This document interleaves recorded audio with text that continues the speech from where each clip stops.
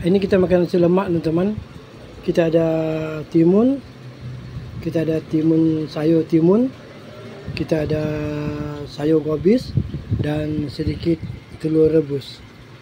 Oke teman-teman. Selamat tengah hari teman-teman. Hari ini kita rehat agak lambat sikit. Kita makan teman-teman, buat konten makan. Kita ada sayur gobis dan sayur timun dan telur rebus dan sedikit cili teman-teman, cili merah. Oke teman, kita makan nasi lemak teman-teman. Kita ada sambal sedikit. Yang ini yang kita mampu teman-teman. Kita tak mampu nak beli ayam, nak beli daging, kita tak mampu itu semua. Kita makan ala kadar saja.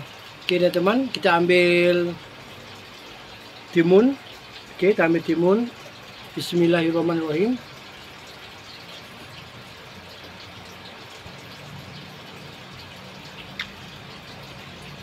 Timun dia memang sedap teman-teman. Kita ambil sedikit sayur gobis. Oke teman, sayur gobis. Kita ambil, kita rasa. Bismillah. Sayur gobis dia pun sedap teman-teman. Dan kita ambil sedikit telur dan nasi dan sayur gobis teman-teman. Okey teman, kita makan. Terima kasih yang like, yang share, yang komen. Terima kasih komen yang baik-baik teman-teman. Kita buat konten ni bukan nak menghina-hina kawan-kawan teman-teman. Kita buat konten ni untuk ala apa orang cakap, nak buat bagi orang tengok kita makan, itu je, tak lebih dari itu. Bismillahirrahmanirrahim.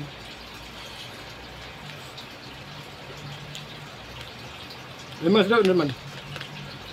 Kita ambil cili dan sedikit nasi dan sayur gobis teman-teman. Okey, bismillahirrahmanirrahim. Memang sedap teman-teman. Kita ambil sedikit telur rebus. Okey, bismillah.